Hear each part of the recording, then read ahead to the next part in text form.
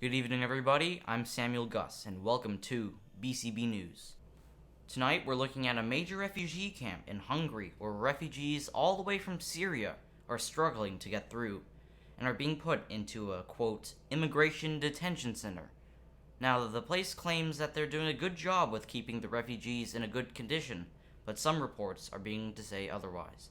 Our senior European correspondent, Raphael Zedernan, has the details.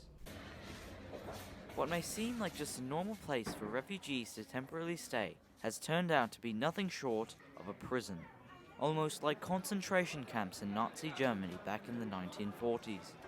The guards are treating the refugees like animals, and as time progresses and more migrants get taken into the camp, the mental state of these refugees is only deteriorating.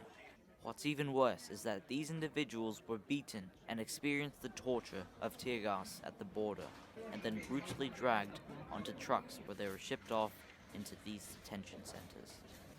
I was hurt by the people in the blue police shirts. They hit us with their sticks. There was gas everywhere. I could not breathe or feel my face, and it was in very much pain. I do not know why they did this to us. There were bullets and the explosions everywhere. It was very terrible, very terrible. And now here they are, not knowing what will happen next. These refugees were originally trying to cross Hungary to get to Germany, and now they are here waiting to see if they will be permitted to cross the Austrian border and then go on into Germany.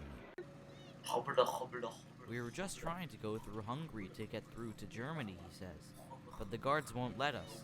I think it's pretty ironic that the place we're trying to go through used to have the same conditions as this place. And just like concentration camps in Nazi Germany, these refugees are being ripped apart from their human spirits. The guards are throwing sandwiches and water bottles at the refugees as if they were zoo animals, just so that they wouldn't starve. Now, despite these harsh conditions, there's still some that think doing things like this is acceptable. Sammy Stamser, Minister of Immigration, has this to say. Now, as the Minister of Immigration, I believe that what Hungary's doing is absolutely fine, because these migrants have come a long way, and I believe that they deserve a break. Though this may just seem like just a normal detention center for refugees to claim asylum or cross the border, we have found out that this is quite more than just that. It is in reality a torture chamber, killing the refugees slowly by brutalizing them for no human reason at all.